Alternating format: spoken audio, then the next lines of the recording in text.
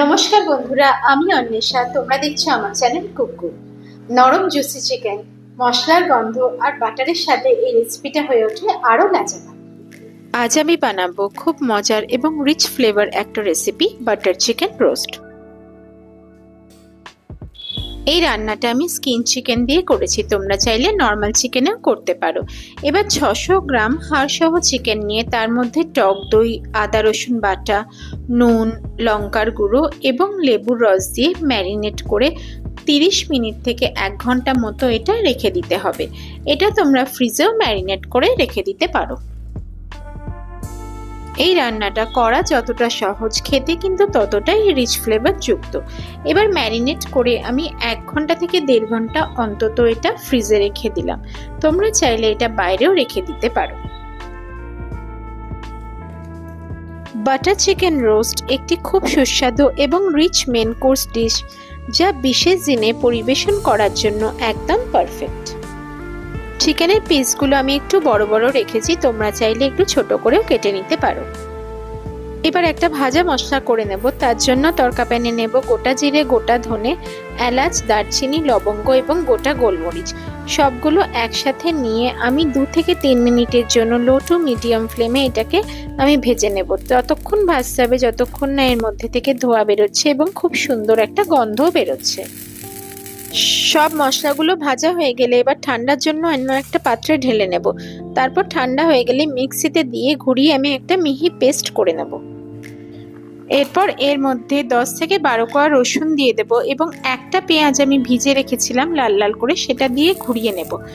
এবার ফ্রাইং প্যানের মধ্যে 75 গ্রাম বাটার দিয়ে দেব। বাটারটা মেল্ট হয়ে গেলে এর মধ্যে এবার আমি দিয়ে দেব ম্যারিনেট করা চিকেনগুলো দিয়ে কম আছে আমি এটা 3 থেকে 4 মিনিট নাড়তে শুরু করে দেব লো টু মিডিয়াম ফ্লেমে।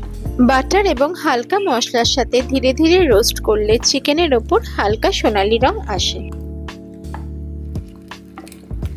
চিকেনটাকে ভালো মতো নেড়ে নিয়ে 5 থেকে 7 মিনিটের জন্য আমার এটাকে হতে দিতে হবে। এটা ততক্ষণ পর্যন্ত আমাদের হতে দিতে হবে যতক্ষণ না পর্যন্ত জলটা শুকিয়ে যাচ্ছে, যেটা চিকেনের থেকে বেরিয়েছে এবং তেল ছাড়া আরম্ভ করে দিচ্ছে। তোমরা দেখতে পাচ্ছ যে এখানে তেল ছাড়া আরম্ভ করে দিচ্ছে এবং চিকেনের কালারটাও চেঞ্জ হয়ে গেছে। ঠিক এই স্টেজে আমরা যে মিহি পেস্টটা বানিয়ে রেখেছিলাম মিক্সিতে, সেটা এর মধ্যে দিয়ে দেব এবং কম আঁচে খুন্তি দিয়ে নেড়ে চেড়ে চিকেনের সাথে মিশিয়ে নেব, যাতে মশলাগুলো চিকেনের মধ্যে ভালো করে ঢুকে যায়। ভাজা পেঁয়াজ এবং ভাজা মশলার কম্বিনেশনে এই রান্নাটা হয়ে ওঠে ভীষণ রিচ। খেতে যেরকম সুস্বাদু হয়, সেরকম এটা দেখতেও কিন্তু ভীষণ কালারফুল হয়। ভালো মতো নেড়ে চেড়ে নিয়ে এবার কালারের জন্য এর মধ্যে দিয়ে দেব কাশ্মীরি লাল পাউডার এবং সামান্য নুন। স্বাদ অনুযায়ী আমি এখানে নুনটা দিচ্ছি। এবার আবার সবকিছু একসাথে ভালো মতো নেড়ে চেড়ে নেব। তোমরা এখানে দেখতে পাচ্ছ কাশ্মীরি লাল লঙ্কার গুঁড়ো দেওয়ার পর কালারটা কতটা চেঞ্জ হয়ে গেল এবং দেখতেও কতটা সুন্দর লাগছে। এতে ঝালও হবে না, কিন্তু রংটাও হবে ভীষণ দারুণ। এইভাবে 2 থেকে 3 মিনিট নেড়ে চেড়ে নেওয়ার পর এটাকে আমি ঢাকা দিয়ে কম আঁচ করে 5 থেকে 7 মিনিটের জন্য হতে দেব। 5 থেকে 7 মিনিট পর ঢাকনাটা খুললে তোমরা দেখতে পাচ্ছ যে এটা আমাদের অলরেডি হয়ে গেছে এবং তেল ছাড়া চিকেন থেকে আরম্ভ হয়ে গেছে। এবার ঢাকনাটা খুলে নেওয়ার পর সবশেষে আমি দিয়ে দেব কারি পাতা, দিয়ে 1-2 বার আমি এটাকে নেড়ে চেড়ে নেব। এই রেসিপির পরিমাপগুলো কিন্তু তোমরা সবাই আমার ডেসক্রিপশনে পেয়ে যাবে। এবার সবশেষে এটাকে আমি ফিনিশ করব বেশ কিছুটা কোচানো ধনেপাতা দিয়ে। ধনেপাতাগুলো তাজা হলেই কিন্তু দেখতেও ভালো লাগবে এবং গন্ধ খুব সুন্দর বেরোবে। তোমরা দেখতে পাচ্ছ এখানে বাটার চিকেন রোস্ট আমাদের রেডি হয়ে গেছে পরিবেশনের জন্য।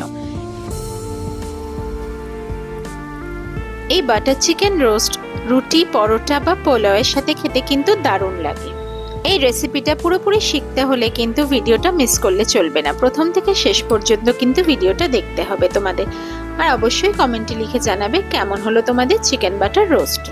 রেসিপিটা তোমাদের ভালো লাগলে লাইক, শেয়ার আর কমেন্ট করতে ভুলো না। আর অবশ্যই আমার চ্যানেলটা সাবস্ক্রাইব করে নিও। দেখা হবে আবার পরের রেসিপি।